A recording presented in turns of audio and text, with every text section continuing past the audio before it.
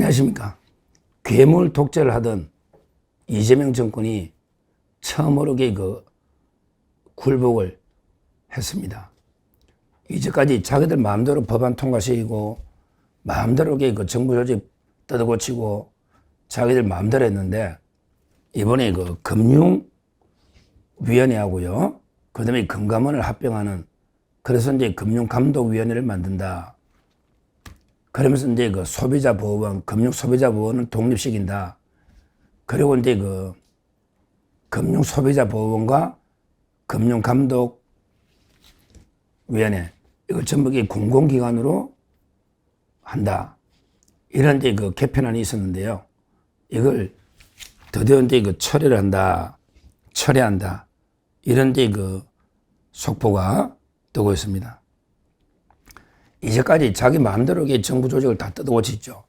기재부를 뜯어고쳐가지고 기획예산처, 재정경제부, 이런 식으로 예산 기능을 가져가 있다. 또는 이제 검찰청을 없애서 공소청을 만들고, 그 다음에 중대범죄수사청을 행안부에 두겠다. 이런 식으로. 또 이제 아주 황당한 게 기후에너지 환경부, 에너지 기능 있잖아요. 원전. 에너지 기능을 환경에 갖다 붙이겠다. 물과 기름을 같은 부서에 두겠다. 이런 데 말도 안 되는 개편을 저 마음대로 했잖아요.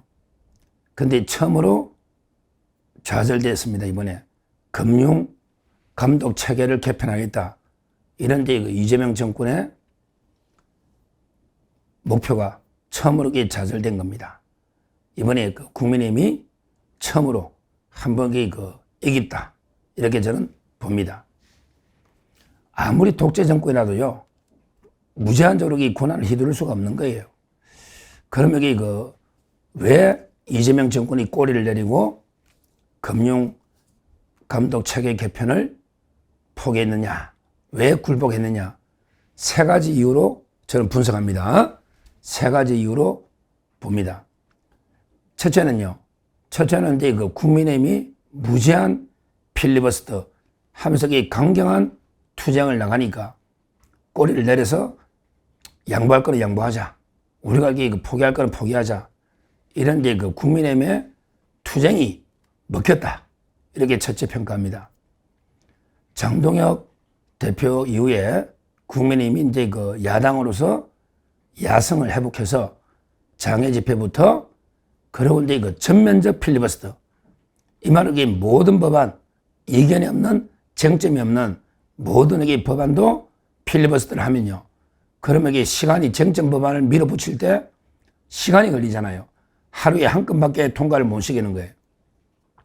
거기다가 이제 필리버스터를 멈추려면요, 제적의원의 5분의 3이 필요하니까, 그러면 민주당도 연말에 어떤 활동도 못하고 항상 국회에 대기하는 이런 이제 상황이 되는 거죠.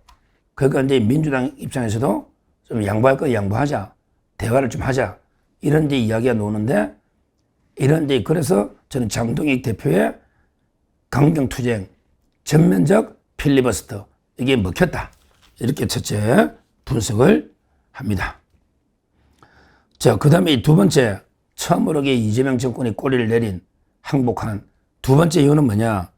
바로 이제 윤한홍 정무위원장의 역할입니다. 정무위입니다. 금융감독체계 개편은 정무위에서 하는 겁니다. 정무위원회에서. 근데 위원장을 윤한홍 의원이 지고 있다. 이 말은 위원장이 중요하거든요. 위원장이 강제로 회의를요, 강제로 법안 통과 진행을 안 하면요, 방법이 없어요. 근데 방법대로 하려면 시간이 너무 오래 걸리는 겁니다. 제대로 법적 절차를 밟아서 여러 가지 이제 패스트트랙 태워가지고 다 하려 해도요, 거의 아마 몇 달 이상 걸릴 겁니다. 그러니까 이제 다른 상임위에서는 위원장들이 편법으로 패스트트랙도 편법으로 피해가는 겁니다. 안건 조정위를 편법 구성한다든지. 근데 우리 윤한홍 위원장이 의사봉을 딱 쥐고 원칙대로 하겠다 이러면요, 시간이 상당히 걸릴 겁니다. 어차피 거의 최하 6개월 이상 걸리지 않을까? 그러면 대혼란이 오겠죠. 그래서 저는 윤한홍 정무위원장이 강단 있게 버틴 이게 민주당이 꼬리를 내린 두 번째 이유가 아닌가 이렇게 분석을 합니다. 그리고 이제 그 세 번째는요. 바로 이제 그 금감원의 노조 이 강한 반발 이재명이가 노조 앞에서 이제 꼬리를 내린 굴복한 겁니다. 노조가 이게 세긴 세죠 원래. 근데 금감원 노조가요 상복을 입고 그냥 계속 그 전면 투쟁을 한 거예요. 금감원의 직원이 한 2,000명 되는데 그 중에 그 회계사나 그다음에 변호사가 한 1,000명 가까이 됩니다. 근데 이 사람들이 볼 때는 금감원이 금융위원회하고 이제 그 합병해가지고 공공기관이 되면요. 공공기관. 그러면 이제 그 아마 월급이 많이 삭감이 될 겁니다. 지금 민간 기업이거든요. 금감원이. 근데 공공기관으로 지정되면 엄청나게 처우가 나빠집니다. 그러니까 결사 반대하고. 거기다가 이제 금융소비자보호원이 또 독립하는 거 이것도 이게 반대가 심하죠. 또 공공기관이 되고요. 그러니까 이제 그 금감원의 노조가 강하게 반발하면서 계속 그 시위를 하니까 거기에 굴복한 게 아닌가.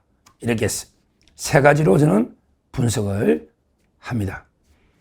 자, 이렇게 되면 이게 누가 가장 큰 문제냐? 두 명이 문제됩니다. 이렇게 되면 이제 그 가장 큰 문제가 첫째가 털보 김어준이가 문제고요. 그 다음에 그 금감원장 이찬진이가 있는데 이것도 좀 문제예요. 털보 김어준이가 뭐라 했습니까? 털보 김어준이가 이제 그 일하기 싫으면 이게 다 사표 받으라. 금감원 직원들이 왜 저항하느냐 개혁에. 그러니까 이제 그 금감원 들어오겠다는 사람 많다. 집회하는 사람들 반대하는 사람들에게 다 사표 받아라. 다 나가라. 퇴사시키면 되지 않냐. 이런 이제 그 망언 중에 망언 해가지고 지금 이제 그 금감원 직원들이 김어준이한테 엄청나게 불만이 많습니다. 앞으로 이게 두고두고 김어준이가 이제 금감원에 타겟이 된 거예요. 김어준이가. 한번 보시죠. 뭐 김어준도 그 기업 하는데 금감원에서 저 아는 선배도 있는데 김어준이 한번 일을 갈더라고요. 일을 갈아요. 김어준이는 이제 그 퇴사라고 했는데 이번에 그 이재명이가 꼬리 내렸으니까 앞으로 그 김어준이가 상당히 곤란하지 않을까 이렇게 보고요. 그 다음에 금감원장 이찬진이가 원래는 뭐 자기가 금감원장 하겠지만 이미 리더십을 잃어버린 것 같아요. 이찬진이가요 이재명하고 가장 친한 절친인데 연수원 때 같은 학회부터 서로에게 돈도 5억씩 빌려주고 아마 그건 의혹이 가죠. 근데 이찬진이가 옛날에 구로공단 수용할 때 그때 그 소송회가 400억을 벌었거든요. 400억을. 근데 그 이찬진이가 400억 벌었는데 그 중에 그 강남에 아파트를 2채를 사놨어요. 서초동에. 야, 참 이게 진짜 부끄럽죠. 이찬진이가요. 강남에 딱 같은 아파트에 2채를 사놓은 거예요. 투기한다고. 그러면서 자기가 말마다 뭐 부동산으로 돈 벌면 안 됩니다. 부동산 돈 벌면 안 됩니다. 이게 문재인 때부터 하죠. 문재인 때는 아파트 강남에 2채 있으면요. 그때 문재인은 부동산 대책 때문에 사임시 있거든요. 근데 이재명이는 뭐 그냥 인정사정 뭐 염치도 없어요. 자기하고 동거래, 자기한테 돈을 주고 그 다음에 그 친구니까 연수원 동기부터 그냥 금융에 대해서 아무것도 모르는 이찬진을 금융감독 원장에 임명해놨는데 문제는 이번 사태로 리더십을 완전히 잃어버렸어요. 거기다가 이제 그 강남의 아파트 2채가 해도 이게 너무한 거 아니냐. 내로남불도 이게 유분수지. 아니 자기가 그렇게 부동산 투기를 공개한 사람이 이런 사람이 그 강남의 아파트 2채란 게 도저히 말이 되느냐. 부동산 악순환 끊겠다고 그렇게 떠들더니 아파트가 2채다. TV조선 단독보도 이게 놓잖아요. 이찬지가 참여연대 집행위원장 할 때요. 뭐라 했냐. 이찬진이가 참여연대 집행위원장 할 때 다주택자의 고위공직자 임용을 제한해야 된다. 주택이 많으면 고위공직자 임용을 제한해야 된다. 야, 이찬진 부끄럽지 않냐. 남자 여자를 떠나서 그 한 입에 두 말하는 게 부끄럽지 않냐. 부끄럽지 않아? 다주택자의 고위공직 임명을 제한해야 된다. 야, 네가 다주택자냐 아니냐? 다주택자 맞지? 그건 분명하지. 그러면 이게 금감원장이 고위 공무원이냐 아니냐? 고위 공무원 맞잖아. 그러면 이게 네가 참여연대 집행위원장 할 때 다주택자, 고위공직자 임명을 막아야 된다. 이렇게 했잖아. 근데 왜 너 안 물러나냐? 하여튼 이번에 이재명이가 백기투항했는데 이번 기회에 이찬진도 쫓아내야 된다. 이찬진 쫓아내야죠. 금융이 문외한이고 개편하러 왔는데 개편이 물 건너갔고 그 다음에 이거 강남에 부동산 투기가 있고 또 400억 수익료 의혹 그러다가 이재명한테 5억을 준 의혹 이런 자를 이게 그 금감원장 시켜야 되겠습니까? 결국 이제 이번 백기투항으로 김어준과 이찬진은 확실하게 그 쫓아내야 된다. 이렇게 말씀드리고요. 하여튼 이게 의미 있는 게 벌써부터 이재명 정권이 슬슬 이제 그 금이 가는 겁니다. 이재명 정권이 슬슬 그 무너지기 시작한다.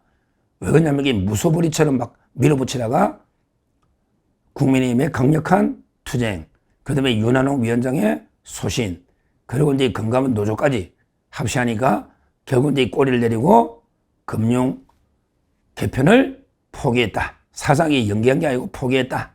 이렇게 보면 되고요. 앞으로 이런 식으로 우리가 검찰청 폐지나 기재부 예산권 폐지 이런 것도 강력하게 맞서서 투쟁해서 싸워야 됩니다. 이렇게 싸워놔야 나중에 정권을 찾아오면 다시 원상 회복을 시켜야 된다. 이번에 범죄자 정권이 폐지한 검찰청은요. 다시 복원시켜야 됩니다. 정권이 바뀌면. 그러기 예산권도 다시 기재부로 돌려줘야 된다. 왜? 총리실에 예산권이 가면요. 정치 예산으로 저 맘대로 돈을 펑펑 씁니다. 하여튼 우리가 끝까지 저항해서 이번에 금융 개편을 막아낸 것처럼 검찰 폐지나 기재부 권한 약화, 그 외에 에너지 정책 이런 거는 반드시 원상 회복을 시켜야 된다. 이렇게 말씀드립니다. 감사합니다.